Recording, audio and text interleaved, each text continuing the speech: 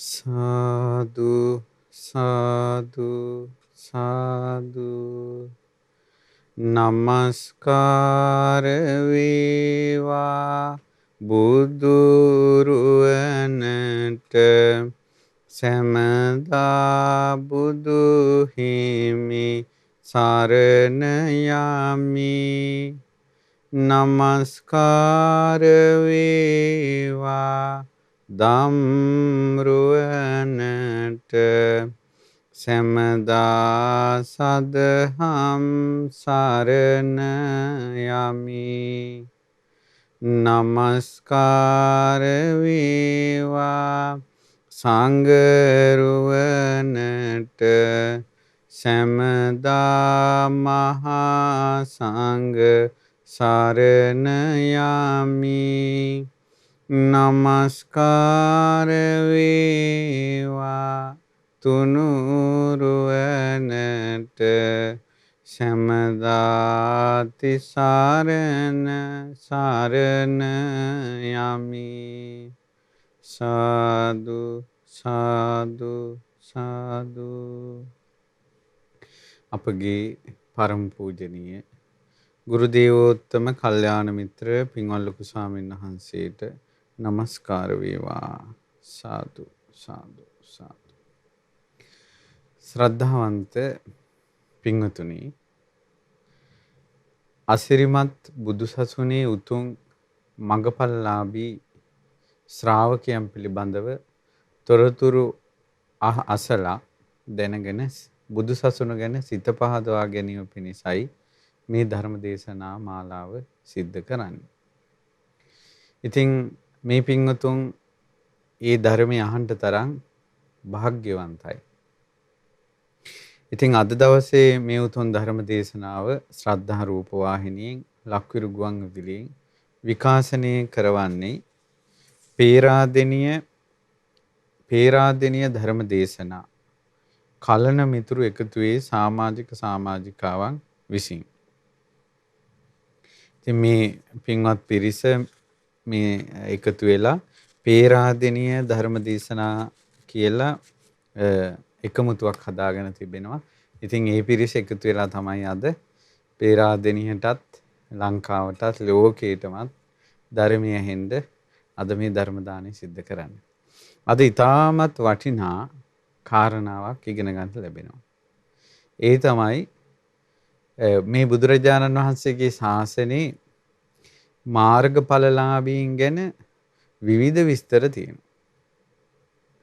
එතකොට දැන් අපි ගත්තොත් ප්‍රධාන වශයෙන් සෝතාපන්න, සකදාගාමි, අනාගාමි, අරහත් සතර මාර්ගඵල.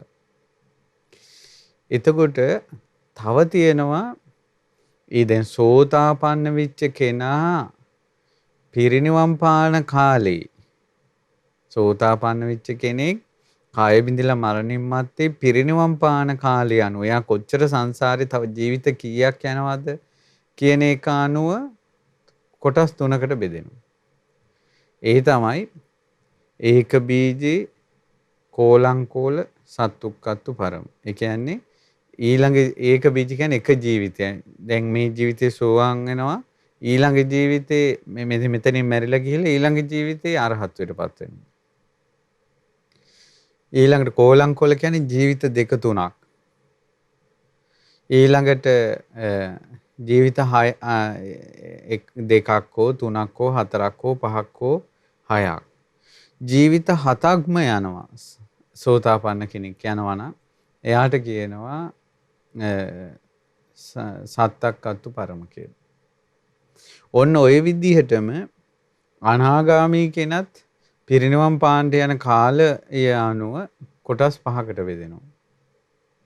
අන්තරා පරිනිබ්බායි, උපහාච්ච පරිනිබ්බායි, අසංකාර පරිනිබ්බායි, සසංකාර පරිනිබ්බායි, උද්දන් සෝත අකනිට්ඨාගාමි කියලා. එතකොට ඒක අපි මීට කලින් දේශනාවක විස්තර කළා. අන්තරා පරිනිබ්බායි කියන කෙනත් එයාත් පිරිනිවන් පාන්නට යන ඒ අතර කාලේ අඩු වැඩි බව අනුව ආය කොටස් තුනකට බෙදෙනවා. ඒකත් විස්තර කළා. අද විස්තර කරනවා ඒ මාර්ගඵල ලබන අයගේ ඉන්ද්‍රියන් මෝරා තියෙන ආකාරය අනුව. ඒ කියන්නේ එයාගේ ශ්‍රද්ධාව නම් මෝරලා තියෙන්නේ. එයාගේ මාර්ගඵල අනුව එයාට වෙනම නමක් කියනවා. සමාධිය ප්‍රබලයි නම් එයාට වෙනම නමක් කියනවා. ප්‍රඥාව ප්‍රබලයි නම් එයාට වෙනම නමක් කියනවා. අපි දැන් උදාහරණයක් ගත්තොත් ඒ ක්‍රමයට තමයි කාය සද්ධා විමුක්ත, දිට්ඨප්පත්ත, කාය සක්ඛී, ඊළඟට මේ පඤ්ඤා විමුක්ත, උබතෝ භාග විමුක්ත කියලා විස්තර වෙනවා. ඉතින් ඒ කරුණු කාරණා අද දවසේ මේ ධර්ම දේශනාවෙන් විස්තර කරනවා.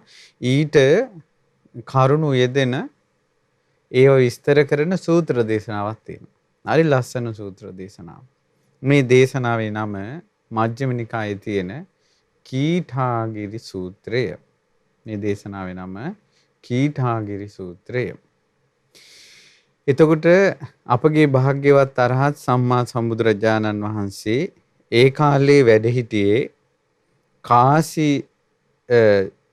ජනපදයේ චාරිකාවේ වඩින ගමන් භික්ෂු සංඝයා සමග බුදුරජාණන් වහන්සේ කාසි ජනපදයේදී සංඝයාට වදාලා අහංකෝ භික්ඛවේ අඤ්ඤත්‍රේව රත්ති භෝජනා බුඤ්ජාමි. පින්වත් මහණෙනි, මම රාත්‍රී ආහාරයෙන් වැළකීලා ඉන්නේ. ඊළඟට බුදුරජාණන් වහන්සේ වදාලා අඤ්ඤත්‍රකෝ පනායම් භික්ඛවේ රත්ති භෝජනා බුඤ්ජමානෝ අප්පාබාදංච සංජානාමි. මම රාත්‍රී ආහාරයෙන් වැළකීලා ඉන්න නිසා මට ලෙඩ අඩුයි. දැන් ඒ වෙනකොට බුදුරජාණන් වහන්සේ සිල්පද පනවල නැහැ. විකාල භෝජනා වේරමණී සික්ඛාපදං කියලා සිල්පද පනවල නැහැ. මුල් කාලේ සංඝයා උදේටත් දවල්ටත් හවසත් තුන් වේලම නැත්නම් උදේ වරුව හවස් වරුව මේ විදිහට හවසටත් ආහාර අරන් තිනවා මුල්ම කාලේ. නමුත් කවදාවත් බුදුරජාණන් වහන්සේ හවස් කාලේ දානය අරන් නැහැ. කිසිම විදිහකින් සිල්පද නොපනවා තිබියදී පවා. භික්ෂු සංඝයා විකාල භෝජනෙන් වැළකුණේ සිල්පද පැනෙහුවට පස්සේ. ඉතින් බුදුරජාණන් වහන්සේ සංඝයාට වදාලා පින්වත් මහණෙනි, මම රාත්‍රියට ආහාර ගන්නෑ. ඒ නිසා ලෙඩ අඩුයි. කරදර අඩුයි. අප්පාතංකංච ලහුට්ටානංච සැහැල්ලුයි. බලංච කාය බලයක් තියෙනවා. පහසු විහාරංච පහසුවෙන් වාසය කරන්නත් පුළුවන්. රාත්‍රී ආහාරයෙන් වැළකුණාට පස්සේ ලෙඩ අඩුයි, ඊළඟට සැහැල්ලුයි, බලයක් තියෙනවා, පහසුවෙන් ජීවත් වෙන්නත් පුළුවන්, කරදරයක් නැතුව ජීවත් වෙන්න පුළුවන්. ඒත තුම්හි පිබික්ඛවේ. ඒ නිසා පින්වත් මහණෙනි, ඔබ දෙන්න. ඔබත් රාත්‍රී ආහාර ගන්න නැතුව වාසය කරන්න. එතකොට ඔබටම දැනගන්න පුළුවන් ලෙඩ අඩු වෙනවා. කරදර අඩු වෙනවා. සැහැල්ලු වෙනවා. කාය ශක්තිය, චිත්ත ශක්තිය පිණිස උපකාරී වෙනවා. ඊළඟට පහසුවෙන් ජීවත් වෙන්න පුළුවන් කියලා ඔබටම හොයාගන්න පුළුවන්. ඊට පස්සේ භාග්‍යතුන් වහන්සේ මෙසේ වදාරලා කාසි ජනපදයේ පිළිවෙලින් චාරිකාවේ යෙදලා කීඨාගිරි කියන කාසි වල තියෙන නියංගමට වැඩම කළා. ඒ කාලේ භාග්‍යතුන් වහන්සේ తත්‍ර සුදම් භගවා කීඨාගිරිස්මින් විහෙරති කාසේන නිගමේ. කාසි නියංගමේ කීඨාගිරි කියන නියංගමේ වාසය කළා. තේනකෝ පන සමයේන අස්සජී පුනබ්බසුඛා නාම බික්ඛු කීඨාගිරිස්මින් ආවාසිකා හොಂತಿ. ඒ කීඨාගිරියේ ඉන්න ස්වාමීන් වහන්සේලා තමයි ඒ එක එක පැතිවල ආරාම හදාගෙන ඉන්නවනේ. අස්සජී පුනබ්බසුඛ. ඉතින් අස්සජී පුනබ්බසුඛට භික්ෂුන් වහන්සේලා කිව්වා, ප්‍රිය ආයස්මතුනි, අපේ භාග්‍යතුන් වහන්සේ මේ පහුගිය කාලේ නිතර කිව්වේ, දේශනා කළේ රාත්‍රී ආහාරය වැළකීම ගැන. රාත්‍රී ආහාරයෙන් වැළකුණාට පස්සේ විකාල භෝජනයෙන් වැළකුණාට පස්සේ ලෙඩ දුක් අඩුයි, පහසුවෙන් ජීවත් වෙන්න පුළුවන්, කරදර අඩුයි, කයත් සැහැල්ලුයි, කාය චිත්ත බලයේ පිණිස උපකාරී වෙනවා, සුවසේ ජීවත් වෙන්න පුළුවන් කියලා බුදුරජාණන් වහන්සේ දේශනා කළා. ඉතින් ආසජී පුනබ්බසුක කිව්වා ආයස්මතුනි. දැන් අපි බලන්න. දැන් කියනවා ආසජී පුනබ්බසුක කියනවා අපි බලන්න.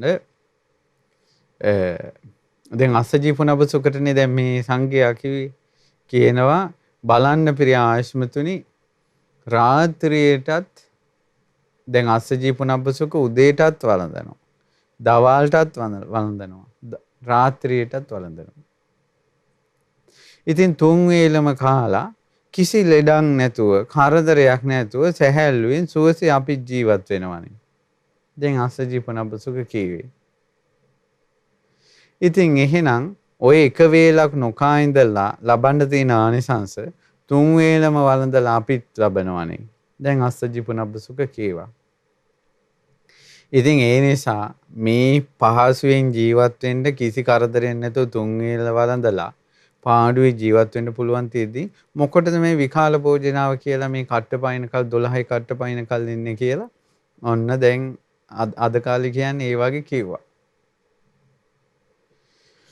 ඊට පස්සේ දැන් සංඝයාට අමාරුයි කරුණු කියන්න මේ ආසජී පුනබ්බසුක කියපු ගමන් එයා ආසජී පුනබ්බසුකේ කට හැකරයි.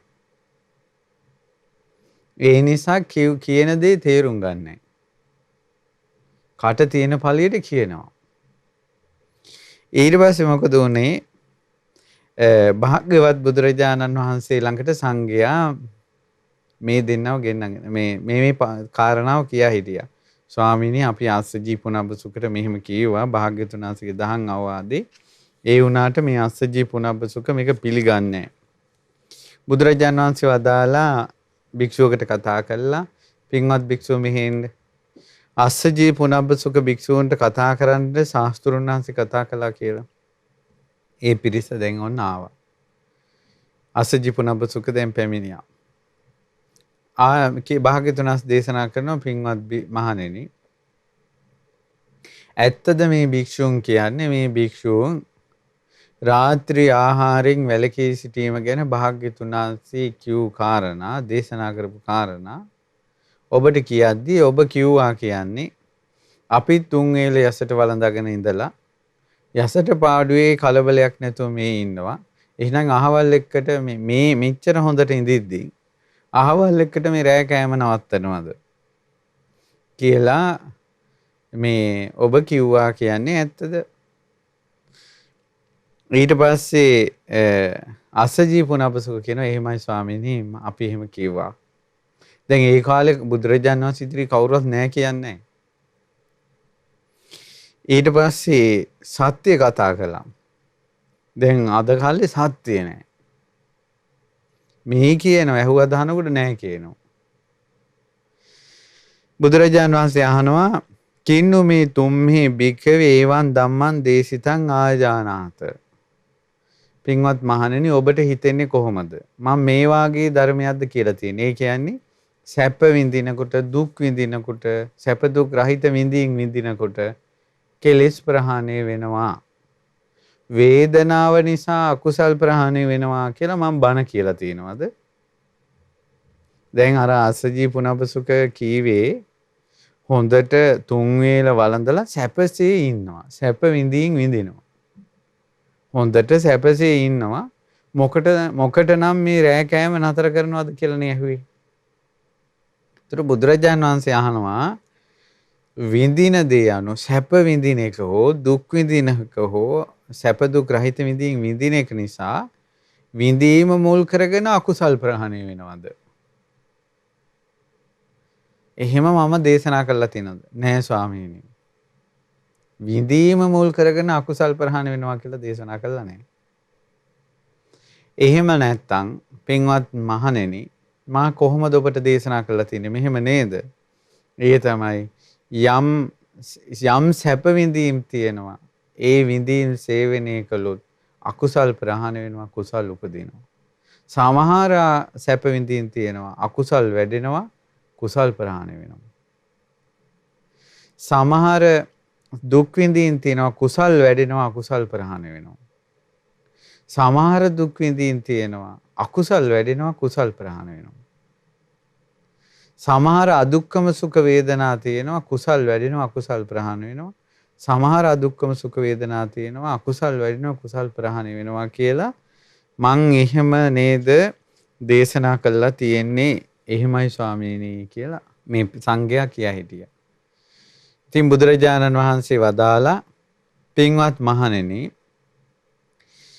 මයාචේතම් භික්ඛවේ අඤ්ඤාතං අභවිස්ස අදිත්තං අවිදිතං අසච්චි කතං අපස්සිතම් පඤ්ඤාය මම දන්නේ නැතුව දකින්නේ නැතුව අවබෝධ කරන්නේ නැතුව සාක්ෂාත් කරන්නේ නැතුව මම කිව්වොත් එහෙම වේදනාව ගැන මම අවබෝධ නොකොට දන්නේත් නැතුව දකින්නෙත් නැතුව කිව්වොත් එහෙම මේ සැප විඳීම වින්දොත් අකුසල් ප්‍රහාණය වෙනවා කුසල් උපදිනවා කියලා මම දන්නේ දකින්නේ නැතුව කිව්වොත් එහෙම ඒක හරිද? ඊට පස්සේ නෑ ස්වාමීනි. පින්වත් මහණෙනි මම දැනගෙනම දැකලාම අවබෝධ කරලා ප්‍රඥාවෙන්ම දැනගෙන දැකගෙන තමයි මේ සැප විඳීම සේවනයේ කරන්න. එතකොට අකුසල් ප්‍රහාණය වෙනවා කුසල් උපදිනවා කියලා කියන්නේ. මේ සැප විඳීම සේවනයේ කරන්න එපා. එතකොටයි අකුසල් ප්‍රහාණය වෙන්නේ කුසල් උපදින්නේ කියලා මේ සැප විඳීම සේවනයේ කරන්න මේක සේවනයේ කරන්න එපා කියලා මම දැනගෙන දැකගෙන අවබෝධ කරලා ප්‍රඥාවෙන්මයි දේශනා කරන්නේ. දන්නේ නැතුව නෙවෙයි. එතකොට බුදුරජාන් වහන්සේ දන්නවා විකාල භෝජනයෙන් උපදින සැපය නිවන් මාර්ගයට උපකාරී වෙන්නේ නැහැ. හැබැයි විකාල භෝජනයෙන් වැළකී මාර්ග ප්‍රතිපදාව වඩනකොට යම්කිසි අපහසුතාවයක් එයාට ආවත් දුකක් ආවත් ඒක නිවන් මාර්ගයට බාධා කරන්නේ නැහැ. ඒකෙන් ඒ සීලයේ රැකීම උපකාරයක්මයි නිවන් මාර්ගයට. ඒ නිසායි බුදුරජාණන් වහන්සේ රාත්‍රී ආහාරයෙන් ලබන සැපේ ලබන්න එපා කිව්වේ. දැනගෙන දැකගෙනමයි. දුක් විඳීම ගැන උනත් දන්නේ දකින්නේ නැති කෙනෙක් කිව්වොත් එහෙම ওই දුක් විඳීම විඳින්න එපා අර දුක් විඳීම විඳින්න කියලා එයාගේ කතාව වළංගු නැහැ. එයා දන්නේ නැති දකින්නේ නැති අවබෝධ නොකරපු කෙනෙක්. ඒ තථාගතයන් වහන්සේ අවබෝධ කළා. දන්නවා දකින්නවා සාක්ෂාත් කළා. දැනගෙනමයි කියන්නේ මේ දුක් විඳීම සේවනය කරන්න මේ දුක් විඳීම ප්‍රහාණය කරන්න. මේ සේවනය කළොත් අකුසල් වැඩෙනවා මේ සේවනය කළොත් කුසල් වැඩෙනවා. දැනගෙන දැකගෙනමයි කියන්නේ. අදුක්කම සුඛ සැප දුක් නොවන වේදනා. අදුක්කම සුඛ වේදනාවෙත් අවබෝධ නොකරපු කෙනෙක් කිව්වොත් මේක විඳින්න අකුසල් ප්‍රහාණය වෙනවා. මේක විඳින්න කුසල් වැඩෙනවා කියලා කිව්වොත් එහෙම දන්නේ දකින්නේ නැති කෙනෙක් එයාගේ කතාව නම් සැක කළාට කමන්නේ. ඒ තථාගත අරහත් සම්මා සම්බුදුරජාණන් වහන්සේ දැනගෙන දැකගෙන අවබෝධ කරලා සාක්ෂාත් කරලා ප්‍රඥාවෙන් අවබෝධ කරලාමයි දේශනා කරන්නේ මේ අදුක්කම සුඛ වේදනාව සේවනය කළොත් කුසල් වැඩෙනවා මේ සේවනය කළොත් අකුසල් වැඩෙනවා කියලා. ඉතින් බුදුරජාණන් වහන්සේ වදාලා නාහම් භික්කවේ සබ්බේ සංයේව භික්ඛූණං අප්පමාදේන කරණීයන්ති වදාමි. මං හැම භික්ෂුන් වහන්සේ නමකටම අප්‍රමාදී වෙන්න මෙහෙම කරන්න කියලා හැම භික්ෂුන් වහන්සේ නමකටම කියන්නේ මම. භාග්‍යතුන් වහන්සේ වදාළා යේතේ භික්ඛවේ භික්ඛු අරහන්තෝ කීනාසවා උසිතවන්තෝ කත කරණියෝ හිත බාරා අනුප්පත්ත තදත්තා පරික්ඛීන භව සංයෝජනා සම්මදඤ්ඤා විමුක්තා. රහතන් වහන්සේට කියන නම් ඒ රහතන් වහන්සේ නමක් ඉන්නවා නම් කීනාශ්‍රව මේ බඹසර වාසයේ අවසන් කළ යුතු දේවල් කළ ඕහිත බාරා පංච උපාදානස්කන්ධ බර බැහැර දැමූ ඊළඟට පිළිවෙලින් කෙලෙස් ප්‍රහාණය කළ සංයෝජන ප්‍රහාණය කළ මන යහමින් මනාව අවබෝධ කරගෙන ප්‍රඥාවෙන් අවබෝධ කරගෙන සසරින් එතර වුණ රහතන් වහන්සේලා ඉන්නවා. තදාරූපාහම් භික්කවේ භික්ඛූනං නාප්පමාදේන කරණීයන්ති වදාමි. මං ඒ අයට මෙහෙම කරන්න මෙහෙම කරන්න මෙහෙම කරන්න කියලා අප්‍රමාදී වෙන්න කියලා මං ඒ අය උනන්දු කරවන්නේ නැහැ. ඉතින් බුදුරජාණන් වහන්සේ වදාලා තංකිස හේතු. ඒකට හේතුව මොකද්ද? ඒකට හේතුව තමයි කතං තේසං අප්පමාදේන අබබ්බාතේ පමජ්ජිතුං. ඒ අය අප්‍රමාදීව කළ යුතු දේ කළා. ප්‍රමාද වෙන්න අභව්‍යයි. ඒ කියන්නේ ඒ අය ප්‍රමාද වෙන්නේ අරහත්ත්වයටපත් වෙලා. ඒ නිසා මෙසේ කරන්න කියලා භාග්‍යතුන් වහන්සේ උත්සාහ කරවන්නේ රහතන් වහන්සේ සම්බන්ධයෙන්. යේචකෝතේ භික්ඛවේ භික්ඛු සේක්කා අපත්ත මානසා අනුත්තරං යෝගක්ඛේමං පත්තේමානා විහරಂತಿ. සේක භික්ෂූන් ඉන්නවා නිවන පතමින්. අමා මහ නිවන පතමින් සේක භික්ෂූන් ඉන්නවා නිවන් මාර්ගයේ හැසිරෙන. තථාරූපානම් භික්ඛවේ භික්ඛුනා අප්පමාදේන කරණීයන්ති වදාමි. ඒ අයට අප්‍රමාදීව මේ කුසල් දහම් වඩන එක ගැන බුදුරජාණන් වහන්සේ උත්සාහ කරනවා. අප්‍රමාදී බව ගැන කියනවා. තංකිස හේතු. ඒකට හේතුව මොකද්ද? අපේව නාම ආයස්මන්තෝ අනුලෝමිකානි සේනාසනානි පටිසේවමාන.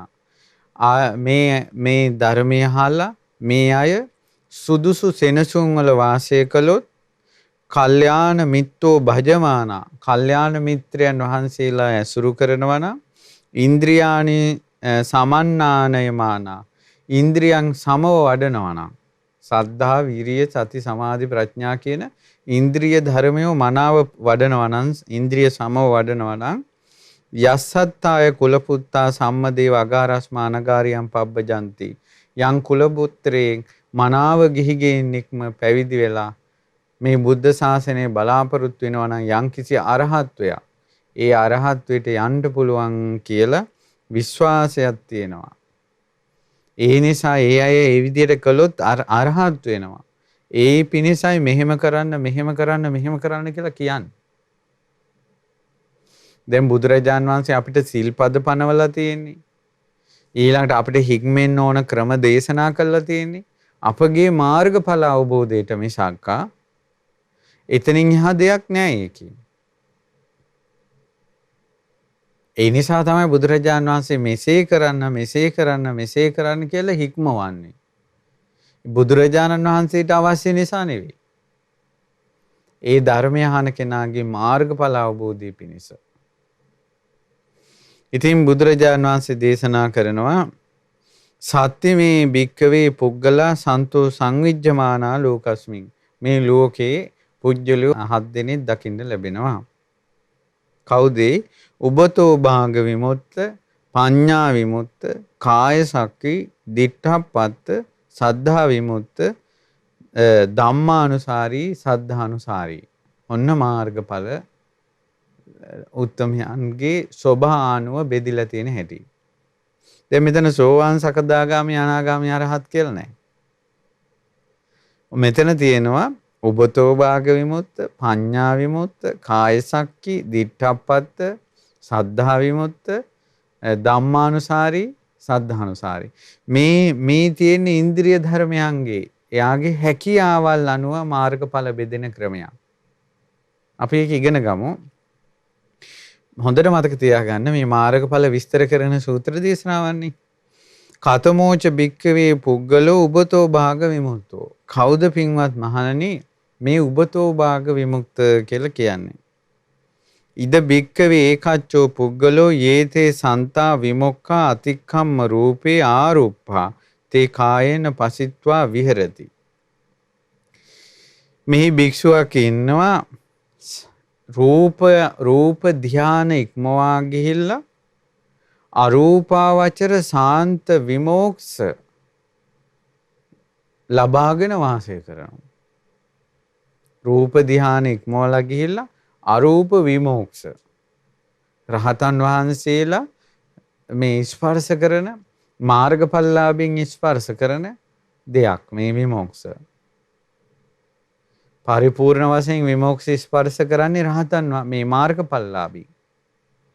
ඉතින් එක භික්ෂුවක් ඉන්නවා රූපාවචර ධ්‍යාන ඉක්මවා ගිහිල්ලා සාන්ත අරූපාවචර විමෝක්ෂ ස්පර්ශ කරනවා. කයෙන් පැහැස කායන පසිත්වා විහෙරති කියන්නේ එයා ඒක ලබාගෙන ඉන්නවා. කයෙන් විඳිනවා. පඤ්ඤාය චස්ස දිස්වා ආසවා පරික්ඛීනා හොಂತಿ. විදර්ශනා ප්‍රඥාවෙන් මේ සමුදේ වය දැකලා හේතුඵල ධම අවබෝධ කරගෙන කෙලෙස් නැසලා ඉන්නේ. ප්‍රඥාවෙන් කෙලෙසුත් නැසලා. සමාධියෙන් අරූප විමෝක්ෂත් ස්පර්ශ කරනවා. අයං උච්චති භික්ඛවේ පුග්ගල උබතෝ භාග විමුක්තෝ. ඒ කෙනාට කියනවා උබතෝ භාග විමුක්ත කියලා. ඒ කියන්නේ සමාධියෙමුත් ඉහළටම ගිහිල්ලා ප්‍රඥාවෙනොත් කරන්න ඕන දේ කරලා ප්‍රඥාවෙන් කරන්න ඕන දේ තමයි කෙලෙස් නැසන එක.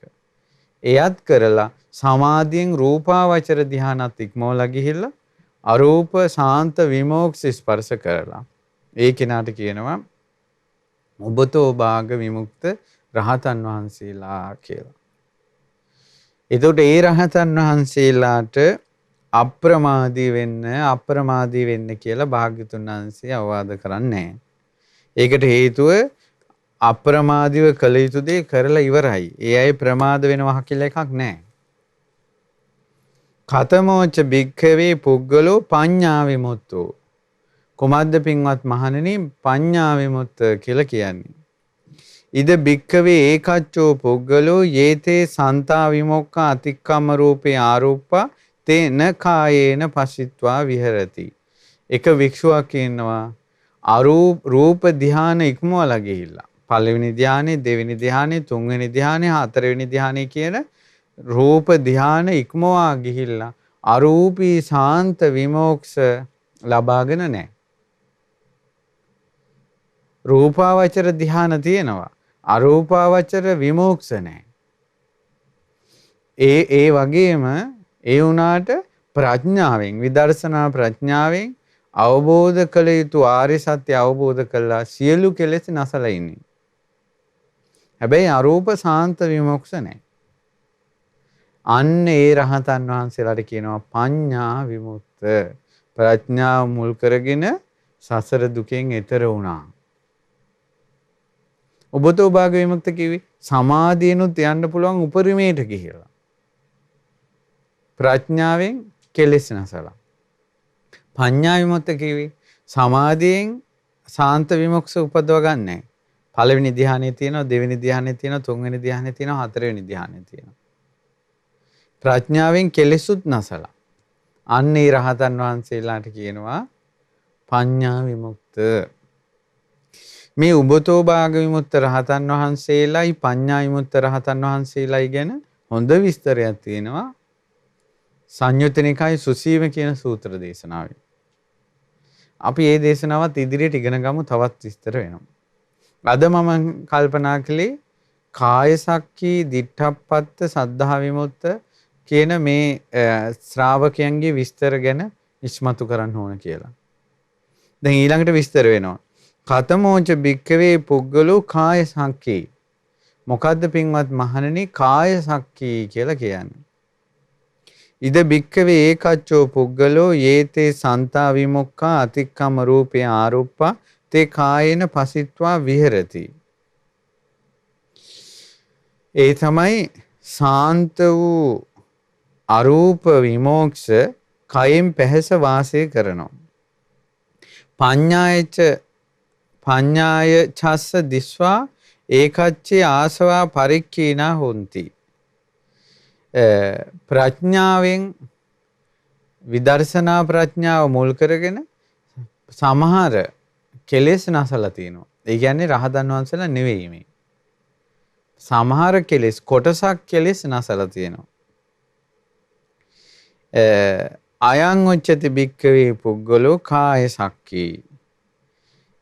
අන්න ඒ කෙනාට කියනවා කාය සක්කී කියලා. ඔන්න කාය සක්කී කියන්නේ අරූප සමාධිය වඩලා අරූප ධ්‍යාන උපද්දවලා අරූප විසාන්ත විමෝක්ෂත් ස්පර්ශ කරනවා. ගැන සමාධියෙන් හොඳටම හිත වඩලා. හැබැයි ප්‍රඥාවෙන් කෙලෙස් නැසලා තියෙන කොටසයි. අරහත්ත්වයට පත් වෙලා නැහැ. අන්න එයාට කියනවා කාය සක්කී. කාය සක්කී කියලා කියන්නේ එයාගේ සමාධි ඉන්ද්‍රිය ප්‍රබලයි. සමාධි ඉන්ද්‍රිය ප්‍රබල කෙනාට කියනවා කාය සක්කී කියලා. ඉතින් බුදුරජාණන් වහන්සේ ඉමස්සකෝ අහම් භික්කවේ භික්ඛුනෝ අප්පමාදේන කරණියන්ති වදාමි. බුදුරජාණන් වහන්සේ දේශනා කරනවා ඒ භික්ෂුවටත් බුදුරජාණන් වහන්සේ අප්‍රමාදී වීම පිණිස අවවාද කරනවා. ඇයි ඒ භික්ෂුව අප්‍රමාදී වෙලා විවේක සෙනසුන් සුදුසු අනුලෝමික සෙනසුන් පරිහරණය කළා. කල්යාණ මිත්‍රයෝ ඇසුරු කරලා ඉන්ද්‍රිය ධර්මයන් සමව වඩනවද ආන්නේ භික්ෂුවට ඉක්මනින්ම අරහත්වයට පත් වෙන්න පුළුවන්. කුල පුත්‍රයෝ පැවිදි වෙන්නේ ඒ අදහසින් නිසා. මොන කාය සක්කී කෙනාටත් අප්‍රමාදී වෙන්න කියලා බුදුරජාණන් වහන්සේ අවවාද කරනවා. මොකද ඔහුට කෙලෙස් නසන්න තියෙනවා සම්පූර්ණයෙන්ම. හැබැයි සමාධි ඉන්ද්‍රිය ප්‍රබලයි. කතමෝච භික්කවේ පුද්ගලෝ දිට්ඨාපත්තෝ. කවුද මේ දිට්ඨාපත්ත කියලා කියන්නේ? ඉතින් බුදුරජාණන් වහන්සේ දේශනා කළා දිට්ඨාපත්ත කියලා කියන්නේ එක්කෙනෙක් ඉන්නවා. ඉද භික්කවේ ඒකච්චෝ පුද්ගලෝ යේතේ සන්තා විමුක්ඛා අතික්කම්ම රූපේ ආරුප්පා තේ න කායේන පුසිට්වා විහෙරති. ඕන කෙනෙක් ඉන්නවා අරූප ධ්‍යාන අරූප සාන්ත විමුක්ඛ ස්පර්ශ කරන්නේ නැහැ. ඒ වගේම පඤ්ඤාය චස්ස දිස්වා ඒකච්චේ ආසවා පරික්ඛීන හොಂತಿ. ප්‍රඥාවෙන් කොටසක් ආශ්‍රව ප්‍රහාණය කළා. සමහර ආශ්‍රව ප්‍රහාණය කළා. තථාගතප්ප වේදිතා චස්ස ධම්මා ඒකච්චේ ආසවා පරික්ඛීන හොಂತಿ. තථාගතස්ස වේදිතා චස්ස ධම්මා පඤ්ඤාය වෝදිට්ඨා හොಂತಿ වෝචාරිතා. තථාගතයන් වහන්සේගේ ධර්මය ප්‍රඥාවෙන් දකිනවා.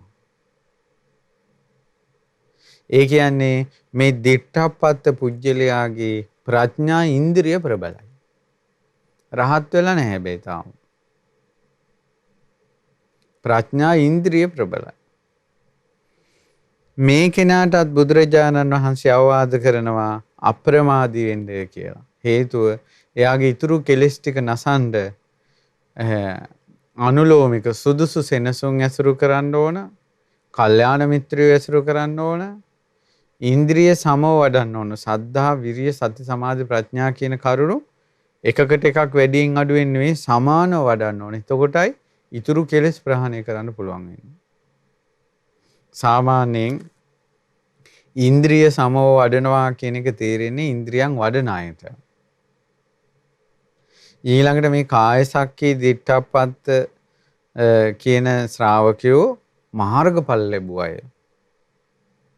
ඒ නිසා ඒ අයට ඉන්ද්‍රිය සම වඩන්න කියලා කියනකොට ඒ අයට ඒ අවවාදය තේරෙන හොඳට. ඊට පස්සේ බුදුරජාණන් වහන්සේ දේශනා කරනවා කතමෝච පුද්ගලෝ සද්ධා විමුක්තෝ. සද්ධා විමුක්ත කියන්නේ කවුද? ඉද භික්ඛවේ ඒකච්චෝ පුද්ගලෝ යේතේ සන්තා විමුක්ඛා අතික්කම්ම රූපේ ආරුප්පා තේන කායේන පසිට්වා විහෙරති. මේ සද්ධා විමුක්ත කෙනා අරූප සාන්ත විමුක්ත කයෙන් පැහැස වාසය කරන්නේ නැහැ. කියන්නේ සමාධි ඉහළටම මෙයා ගිහිල්ලත් නැහැ. පඤ්ඤායචස්ස දිස්වා ඒකච්චේ ආසවා පරික්ඛීනා හොಂತಿ. ප්‍රඥාවෙන් සමහර ආශ්‍රව ප්‍රහාණය කළා තියෙන. ඒ කියන්නේ මඟපල් ලැබලා තියෙන්නේ. තථාගතේ චස්ස සද්ධා නිවිට්ඨා හෝති මූලජාතා පතිට්ඨිතා. තථාගතයන් වහන්සේ ගැන ශ්‍රද්ධාව ඒකාන්ත වශයෙන් පිහිටලා මුල් බැසගෙන බලවත්වම සද්ධාව පිහිටලා. ඒ කියන්නේ සද්ධා විමුක්ත කෙනාගේ මොන ඉන්ද්‍රියද ප්‍රබල? සද්ධා විමුක්ත කෙනාගේ ශ්‍රද්ධා ඉන්ද්‍රිය ප්‍රබලයි. එතකොට ඊළඟට තියෙනවා තථාගතේ චස්ස සද්ධා නිවිට්ඨා හෝති මූලජාතා පතිට්ඨිතා අයං උච්චති භික්ඛවේ පුද්ගලෝ සද්ධා විමුක්තෝ. මේ කෙනාට තමයි සද්ධා විමුක්ත කියලා කියන්නේ. මේ කෙනාටත් බුදුරජාණන් වහන්සේ අවවාද කරනවා, අනුශාසනා කරනවා අප්‍රමාදී වීම පිණිස. මොකද සුදුසු සෙනසුන් ඇසුරු කරද්දී, කල්යාණ මිත්‍රයෝ ඇසුරු කරද්දී, ඊළඟට ඉන්ද්‍රියයන් සමව වඩද්දී මොහුටත් අරහත් විටපත් වෙන්න පුළුවන්. එතකොට දැන් සද්ධා විමුක්ත කෙනාගේ ඉන්ද්‍රිය ප්‍රබලයි. සද්ධා විමුක්ත කෙනාගේ සද්ධා ඉන්ද්‍රිය ප්‍රබලයි. දිට්ඨාපත්ත කෙනාගේ ප්‍රඥා ඉන්ද්‍රිය ප්‍රබලයි. කාය සක්කී කෙනාගේ සමාධි ඉන්ද්‍රිය ප්‍රබලයි. එතකොට සද්ධා විමුක්ත කෙනා කියලා කියන්නේ මේ තුන් දෙනාම මාර්ගඵල ලබලා. එක්ක සෝවාන් වෙන්න පුළුවන්, සකදාගාමී වෙන්න පුළුවන්, අනාගාමී වෙන්න පුළුවන්. අපිට හරියටම සද්ධා විමුක්ත කියන්නේ සෝවාන් වෙච්ච කෙනෙක් විතරයි කියලා එහෙම කියන්න බෑ. ඇයි මම එහෙම කියන්නේ? සාරිපුත්ත මහරහතන් වහන්සේ, මොගලන් මහරහතන් වහන්සේ, සවිට්ඨ මහරහතන් වහන්සේ අතර සාකච්ඡාවක් ඇති වුණා. ඉතින් ඒ තමයි මේ කාය සක්කී, දිට්ඨාපත්ත, සද්ධා විමුක්ත කියලා ශ්‍රාවකයෝ තුන්දෙනෙක් ඉන්නවා මේ බුද්ධ ශාසනයේ. එතකොට සාරිපුත්තයන් වහන්සේ ඇහුවා සවිට්ඨ තෙරුන්ගෙන්, ඔබ වහන්සේ මේ අයගෙන් අග්‍ර ප්‍රණීත හොඳම කෙනා කවුරු කියලාද කියන්නේ? ඊට පස්සේ සවිට්ඨ තෙරුන් අදහලා මම හිතන්නේ සද්ධා විමුක්ත කෙනා. මොකද එයාගේ සද්ධා ඉන්ද්‍රිය ප්‍රබලයි. සාරිපුත්තයන් වහන්සේගෙන් ඇහුවා ඔබ වහන්සේ කියන්නේ කවුද? මේ තුන් දෙනා අතරින් අග්‍රම කෙනා කවුද? එතකොට සාරිපුත්තයන් වහන්සේ වදාහලා මට හිතෙන්නේ ওই තුන් දෙනාගෙන් අග්‍ර ප්‍රණීත කෙනා තමයි දිට්ඨාපත්ත කෙනා. හේතුව එයාගේ ප්‍රඥා ඉන්ද්‍රිය ප්‍රබලයි. මොගලන් මහරහතන් වහන්සේගෙන් ඇහුවා. මොගලන් මහරහතන් වහන්සේ වදාහලා මට හිතෙන්නේ කාය සක්කී කෙනා. හේතුව එයාගේ සමාධි ඉන්ද්‍රිය ප්‍රබලයි. දැන් රහතන් වහන්සේලා තුන් දෙනා කාරණා තුනක් වදාළා. ඉතින් මේ රහතන් වහන්සේලා තුන්නම බුදුරජාණන් වහන්සේට මේ කාරණාව යොමු කළා. බුදුරජාණන් වහන්සේ වදාලා සාරිපුත්ත ඔය කාරණාවේදී ඔය තුන් දෙනා අතරින් කවුද අග්‍ර කවුද ප්‍රණීත කියලා තෝරන එක මේ ලේසි නෑ. හේතුව සාරිපුත්ත කාය සක්කී කෙනෙක් ඉන්නවා. එයා අරහත් මාර්ගයේ වඩනවා. ඒ කියන්නේ අනාගාමී වෙලා අරහත් මාර්ගයේ වඩන කෙනෙක් ඉන්නවා. කාය සක්කී. ඊළඟට සාරිපුත්ත දිට්ඨාපත්ත කෙනෙකුත් ඉන්නවා මේ අරහත් මාර්ගයේ වඩන. ඒ කියන්නේ අනාගාමී වෙලා අරහත් මාර්ගයේ වඩන. සද්ධා විමුක්ත කෙනෙකුත් ඉන්නවා අරහත් මාර්ගයේ වඩන.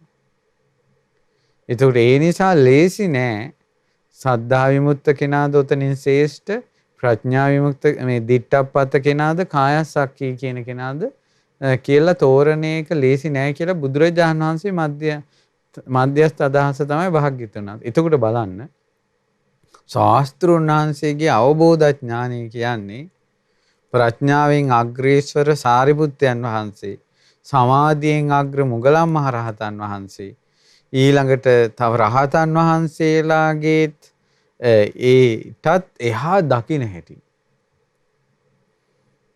ඒ කියන්නේ රහතන් වහන්සේලා සියලු රහතන් වහන්සේලාට අනිත්‍ය ගැන, දුක ගැන, අනාත්මය ගැන, හේතුඵල ධම ගැන කිසිම වාද විවාදයක් නැහැ. සියලුම මේ අවබෝධ ඥානය එකයි. ප්‍රඥාව එකයි. නමුත් දහම් කරුණු විස්තර කරන්න යෑමේදී බුදුරජාණන් වහන්සේ තරන්නම් කෙනෙක් නෑ. ඒකයි බුද්ධ වචනයට තැන දෙන්න ඕන කියන්නේ. බුද්ධ වචනේ කතා කරන්න ඕන කියන්නේ. මාර්ගඵල ගැන බුදුරජාණන් වහන්සේගේ දේශනා ඇසුරින් ඉගෙන ගන්න ඕන කියන්නේ ඒකයි. හරි, අපි ඊළඟට කතා කරමු භාග්‍යවතුන් වහන්සේ ඊළඟට විස්තර කරපු කෙනා ගැන. අපි කතා කළා කාය සක්කී, දිට්ඨාපත්ත, සද්ධා විමුක්ත. ඊළඟට බුදුරජාණන් වහන්සේ දේශනා කරනවා කතමෝච භික්ඛවේ පුද්ගලෝ ධම්මානුසාරී. පින්වත් මහණෙනි, ධම්මානුසාරී පුජ්‍යලයා කියලා කියන්නේ කවුද?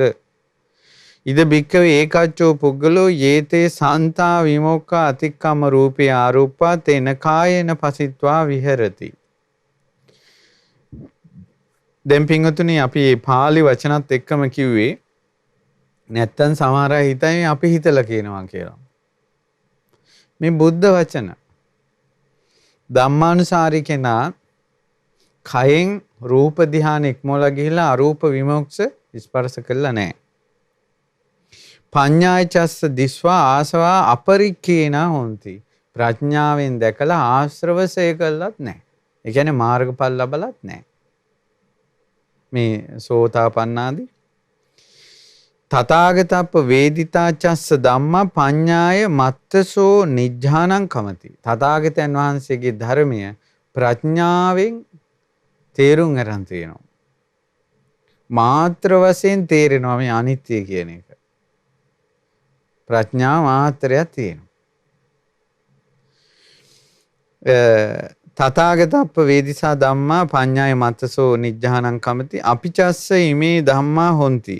ඒවා ඒ වුණාට ඒ කෙනා ගාව වෙන මේ කාරණා ටික තියෙනවා. ඒ තමයි සද්දීන්ද්‍රියං විරීන්ද්‍රියං සතීන්ද්‍රියං සමාධීන්ද්‍රියං ප්‍රඥා ඉන්ද්‍රියං. ඉන්ද්‍රිය පහ තියෙනවා. එහෙනම් ධම්මානුසාරී කෙනා ගාව සද්ධා විරිය සති සමාධි ප්‍රඥා කියන ඉන්ද්‍රිය ධර්ම පහ තියෙනවා සද්ධා ධම්මානුසාරී කෙනා ළඟ. එතකොට මේ කෙනාට බුදුරජාණන් වහන්සේ දේශනා කරන්නේ ධම්මානුසාරී. මොකද ධම්මානුසාරී කියන්නේ මෙයාට සමාධියෙන් ඉහළට අරූප ධ්‍යාන දක්වා සමාධියෙන් දියුණු කරපු එකකුත් නැහැ. ඊළඟට සංයෝජන ප්‍රහාණය කළත් නැහැ. ඒ වුණාට මේ භාග්‍යතුන් වහන්සේ වදාළ ආර්ය සත්‍ය පිළිබඳව ප්‍රඥාවේ මාත්‍ර වශයෙන් තියෙන අවබෝධයක්. හොඳ විමසීමක් තියෙනවා. ඒ වගේම එයා තුළ සද්ධා, විරිය, සති, සමාධි, ප්‍රඥා කියන ඉන්ද්‍රිය ධර්ම පහක් තියෙනවා. එතකොට බුදුරජාණන් වහන්සේ දේශනා කළ ඒ කෙනාටත් බුදුරජාණන් වහන්සේ අවවාද කරනවා අප්‍රමාදී වෙන්න කියලා. හේතුව අනුලෝමික සෙනසුන් ඇසුරු කළොත්, සුදුසු සෙනසුන් වල හිටියොත්, කල්යාණ මිත්‍රයෝ සේවනය කළොත්, ඉන්ද්‍රිය සමව වැඩුවොත් ඔහුටත් මාර්ගඵල උපද්දවාගෙන අරහත්ත්වයට පත් වෙන්න පුළුවන්. ඒ නිසා බුදුරජාණන් වහන්සේ අවවාද අනුශාසනා කරන මේ භික්ෂුවට. ඊළඟට බුදුරජාණන් වහන්සේ දේශනා කරනවා කතමෝච භික්කවේ පුද්ගලෝ ධම්මානුසාරී. කවුද මේ ධම්මානුසාරී කියලා කියන්නේ? ඉද භික්කවේ ඒකච්චෝ පුද්ගලෝ යේතේ සන්තා විමුක්ඛ අතික්කම රූපේ ආරුප්පා තෙන කායේන පසිත්වා විහෙරති.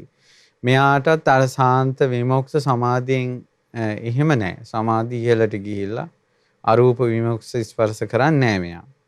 පඤ්ඤාය චස්ස දිස්වා ආසවා අපරික්ඛීන හොಂತಿ. ප්‍රඥාවෙන් මොත් දැකලා ආසව ප්‍රහාණය වෙලත් නැහැ. සංයෝජන ප්‍රහාණය වෙලත් නැහැ. කාමාසව භවසව අවිජ්ජාසව ඒව ප්‍රහාණය වෙලත් නැහැ.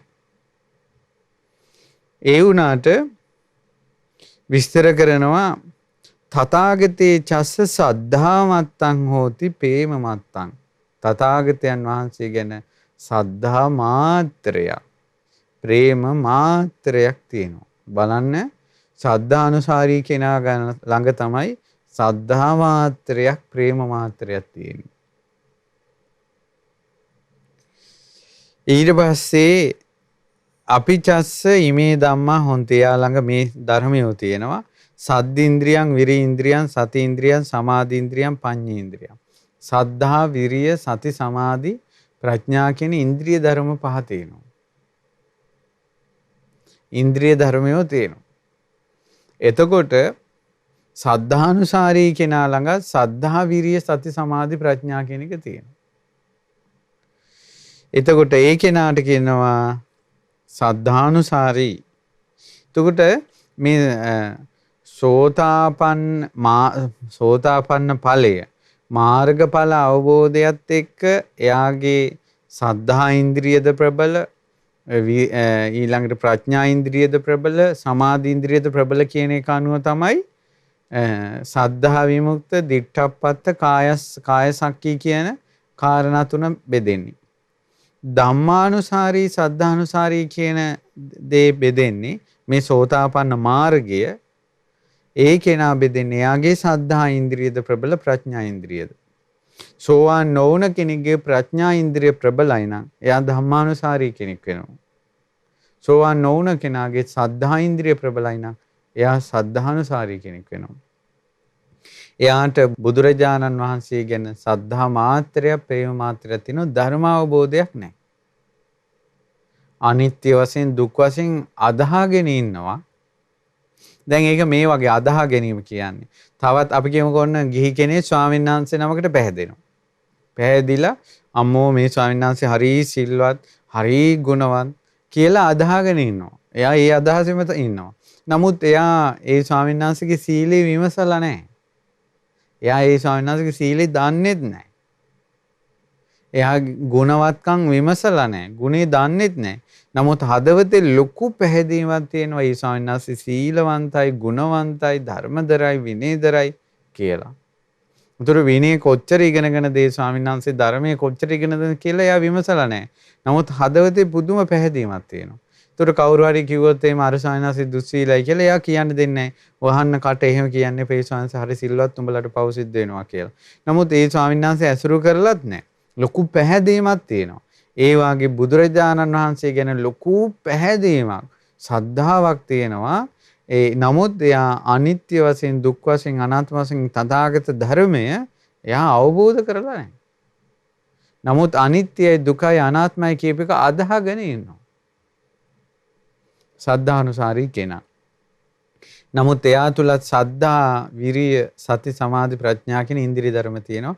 දැන් බලන්න ඉන්ද්‍රිය ධර්මات එක්ක තමයි මේ මාර්ගඵල අවබෝධය කියන එක සිද්ධ වෙන්නේ. ඉන්ද්‍රිය මෝරා යන්න ඕන. ඒ නිසා කෙනෙක්ගේ හිතවල තියෙන, කෙනෙක්ගේ ජීවිතය තුළ තියෙන ඉන්ද්‍රිය ධර්මයන්ගේ අඩු වැඩි බව පිළිබඳව දකින ඥානයක් බුදුරජාන් වහන්සේට තියෙනවා. ඒකට කියනවා ඉන්ද්‍රිය පරෝපරියත්ත ඥානය කියලා. ඒකෙන් තමයි බුදුරජාණන් වහන්සේ දකින්නේ මෙයාගේ ඉන්ද්‍රිය කොච්චර වැඩිලා තියෙනවද කියලා. ඉතින් බුදුරජාණන් වහන්සේ වදාලා මාර්ගඵල සද්ධානුසාරී, ධම්මානුසාරී, සද්ධා විමුක්ත, දිට්ඨප්පත්ත, කාය සක්කී, පඤ්ඤා විමුක්ත, උබතෝ භාග විමුක්ත. ඒතර පඤ්ඤා විමුක්ත රහතන් වහන්සේ, උබතෝ භාග විමුක්ත රහතන් වහන්සේ ගැන අපි ඊළඟ දේශනාවක තව විස්තර ඉගෙන ගනිමු. එතකොට ඔන්න අද ඉගෙන ගත්ත අලුතෙන් කාරණාවක් කාය සක්කී කියන්නේ කවුද? දිට්ඨප්පත්ත කියන්නේ කවුද? සද්ධා විමුක්ත කියන්නේ කවුද කියලා. කීටාගිරි සූත්‍රයේ තව ලස්සන කාරණාවක් තියෙනවා.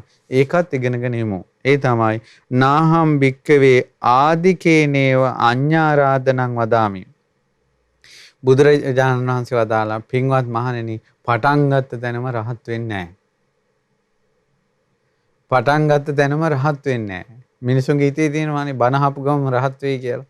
භාවනා කරපු ගමන් රහත් වෙයි කියලා. සීල් රැකපු ගමන් රහත් වෙයි කියලා මිනිසුන්ගේ අදහසක් තියෙනවානේ වැරදි. බුද්ධ වචනේ වදාලා පටන් ගත්ත තැනම පින්වත් මහණෙනි රහත් වෙන්නේ නැහැ. අපිච්ච භික්කවේ අනුපුබ්බ සික්ඛා, අනුපුබ්බ කිරියා, අනුපුබ්බ පටිපදා අඤ්ඤාරාධනා හෝති. අනුපුබ්බ ප්‍රතිපදාව, පිළිවෙලට ප්‍රතිපදාවක් තියෙනවා. පිළිවෙලට හික්මීමක් තියෙනවා. පිළිවෙලට කළ යුතු දේවල් තියෙනවා. එතකොට තමයි අරහත්ත්වයටපත් වෙන්නේ. ඉතින් බුදුරජාණන් වහන්සේ වදාලා කොහොමද පිළිවෙලට කරන්නේ, කොහොමද පිළිවෙලට පිළිපදින්නේ, කොහොමද පිළිවෙලට හික්මෙන්නේ රහත් වෙන්න. මෙන්න රහත් වෙන්න හික්මෙන්න ඕන විදිය තියෙනවා. ඉද බික්කවේ සද්ධා ජාතෝ උපසංකමති. පින්වත් මහණනි සද්ධාව ඇති වෙන්න ඕන. සද්ධාව තියෙන කෙනා තමයි කල්යාණ මිත්‍රයා කරා එන්නේ. බලන්න මේ අද කාලේ සද්ධාවට කොච්චර ගරහනවද කියලා. අරහත්ත්වයටපත් වෙන්න මූලික තැන, පටන් ගන්න තැන සද්ධාව. සද්ධාව තියෙන කෙනා තමයි කල්යාණ මිත්‍රයා කරා පැමිණෙන්නේ. සද්ධා ජාතෝ උපසංකමති. උපසංකමිත්වා පෛරුපාසති. ඒ ළඟට පැමිණිලා ඇසුරු කරනවා. පෛරුපාසන්තෝ සෝතං ඕදහති. ඇසුරු කරනකොට කන් යොමු කරනවා අර කියන දේවල් අහන්න. ඕහිත සෝතෝ ධම්මං සුනාති. ඒ යොමු කරපු කනෙන් යුතුව ධර්මය අහනවා. සුත්වා ධම්මං ධාරේති. අහන ධර්මයේ දරා ගන්නවා. දතානං ධම්මානං අත්තං උපපරික්කති. දරාගත් ධර්මයේ අර්ථ නුවණින් විමසනවා. අත්තං උපපරික්ඛන්තෝ අත්තං උපපරික්කතෝ ධම්මං නිජ්ජානං කමති. අර්ථ විමසනකොට තමයි ධහමේ අර්ථ තේරුම් ගන්නේ. ධර්මයේ අර්ථ නුවණින් විමසනකොට ධර්මයේ වැටහෙන්න ගන්නවා. ධම්ම නිජ්ජානක් කන්තියා සති ඡන්தோ ජායති. ධර්මයේ වැටහෙනකොට තමයි ධර්මයේ හැසිරෙන්න කැමැත්ත උපදින්නේ. එහෙනම් ධර්මයේ හැසිරෙන්න මඟඵල නිවන් අවබෝධ කරගන්න කැමැත්ත හිත ඇතුලෙන් එන්න නම් ධර්මයේ තේරෙන්න ඕන. ඡන්ද ජාතෝ උත්සාහති. කැමැත්ත ඇති වුණොත් තමයි උත්සාහ කරන්නේ. උත්සහිත්වා තුලේති. උත්සාහ කරන කෙනා තුලණය කරනවා. කලින් හිටපු විදිය දැන් ඉන්න විදිය සසර ඊළඟට කෙලෙස් ස්වභාවයේ ඉන්ද්‍රිය ධර්මය මේවා තුලණය කරනවා. තුලයිත්වා පදහති. තුලණය කරනකොට තමයි තව තව වෙර වීරිය උපදින්නේ.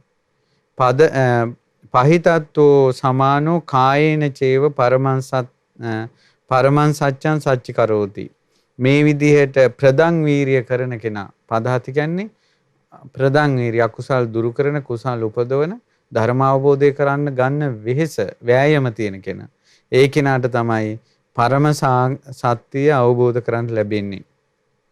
ප්‍රඥාවෙනොත් චතුරාර්ය සත්‍ය අවබෝධ කරනවා. ඔන්න අරහත්ත්වයට පත් වෙන හැටි මේ දේශනා කළා. පටන් ගන්න දැනම රහත් වෙන්නේ. පටන් ගන්නේ ශ්‍රද්ධාවෙන්. එතකොට දැන් මේ කරුණු ටික අනුව බලන්න කෙනෙකුට අරහත්ත්වයේ කරා යන්න තියෙන ප්‍රතිපදාවේ මහමෙවුනහවෙන්ම කොච්චර ඒකට උපකාර ශ්‍රද්ධාවට උපකාරයි. කල්යාණ මිත්‍රයන් කරා පැමිණෙන්න උපකාරයි. ධර්මය අහන්න උපකාරයි. කොච්චරනම් උපකාරයක් කෙනෙකුගේ මේ විමුක්තිය උදෙසා ලැබෙනවද? ඒතර මේවා කියවනකොට තමයි තේරෙන්නේ ලොකු ස්වාමීන් වහන්සේට කොච්චර දැනුමක් තියෙනවද කියලා ලස්සනට පිළිවෙලට අපිට ධර්මයේ උගන්වන්න තරම්. ඉතින් ඒ නිසා ඔන්න අද දවසේ අපි ඉගෙන ගත්තා අලුත් දහම් කරුණු ගොඩාක්. ඉතින් මේ කරුණු හිතේ දරාගෙන බුද්ධ ශාසනයට පහදින්න. ශ්‍රද්ධාවම ඇති කරගන්න. ශ්‍රද්ධාවම ඇති කරගන්න. පැහැදීමම ඇති කරගන්න. සද්ධා මාත්‍රයක් ප්‍රේම මාත්‍රයක් උපද්දවා ගත්තොත් ඒවම ඔබව නිවන කරා ගෙනියනවා. එනිසා අපි කාටත් ගෞතම බුද්ධ ශාසනයේ පීඨ පිරිසරණ ලබන්න වාසනාව ලැබේවා කියලා සිත ප්‍රාර්ථනා කරනවා. ඉතින් අද දවසේ අසිරිමත් බුදුසසුනේ උතුම් මඟඵල දහම් වැඩසටහන සඳහා මේ ධර්ම දානයට සම්බන්ධ වුණේ පේරාදෙණිය ධර්ම දේශනා කියන කලන මිතුරු එකමුතුවේ සමාජික පින්වතුන් එකතු වෙලා ඉතින් රැස් කරගත් සියලු පින් සියලු දෙවියෝ අනුමෝදන් වෙත්වා දෙවියන්ගේ දිව්‍ය ආශීර්වාද වඩා වර්ධනීය වෙත්වා පුණ්‍ය අනුමෝදනාවෙන් සතුටු වන දෙවියෝ මේ පින්වතුන් දැහැමින් රැකගනිත්වා කියලා අපි පින් පමුණවනවා. මිය පරලෝකයේ සියලුම ඥාතීන්ට මේ පින් අනුමෝදන් වී පරලෝ සැපේ වේවා. ඒ වගේම අපගේ පරම පූජනීය ගුරු දේවෝත්තම කල්යාණ මිත්‍ර පින්වත් ලොකු ස්වාමීන් වහන්සේට මේ පින් බලේ නිදුක් නිරෝගී දීර්ඝායුෂ සම්පන්නියම වේවා. ලොකු ස්වාමීන් වහන්සේ ඇතුළු ලක්වැසි ලෝවැසි පිළිවෙත් පුරන සකල සංගරුවන සිල් මෑණිවරු පැවිදි අපේක්ෂක පින්වතු සියලු දෙනාට ධර්මාවබෝධයම සැලසේවා. ඒ වගේම මේ පින්වතුන් සඳහන් කළා තියෙනවා ආර්.එස්. පින්නපොළ ගුරු පියාණන්ට නිදුක් නිරෝගී සුව සැලසේවා කියලා. ආර්.එස්. පින්නපොළ ගුරු පියාණන්ට අද දවසේ මේ රැස් වන පින් බලෙන් ධර්මාවබෝධය කරන්නම මේ පින් හේතු ආසනාම වේවා අනුමෝදන් වෙත්වා. ඒ වගේම පේරාදෙණිය ධර්ම දේශනා කලන මිතුරු එකමුතුවේ සමාජිකාවන් පිරිසටත් පවුලේ සුජීවත්ව සිටින සියලුම ඥාතීන්ටත් නිදුක් නිරෝගී සුවපත් භාවය සහ දීර්ඝායුෂ පිණිස මේ පින් හේතු වේවා. නිරතුරුවම කල්යාණ මිත්‍ර ඇසුර සැලසේවා. සුවසේ ධර්මයේ හැසිරීමට උතුම් ධර්මාවබෝධය කරන්ට මේ පින් හේතු වාසනාම වේවා. ඒ වගේම කොරෝනා වෛරසෙන් රෝගීව සිටින ලක්වැසි ලෝවැසි රෝගියා ඉක්මනින් නිරෝගී වේවා. ලෝක ව්‍යසන වසංගතය දුරින්ම දුරු වේවා. ඔබ අප කාටත් මව් දෙමව්පිය ඥාති බන්දු මිත්‍රාදීන්ටත් කාර්ය මණ්ඩලයේ සියලු දෙනාටත් මෙවැනි වටිනා ධර්මදේශනා නැරඹීමට ශ්‍රද්ධා YouTube චැනලය සබස්ක්‍රයිබ් කර සීනුව ලකුණ ඔබන්න.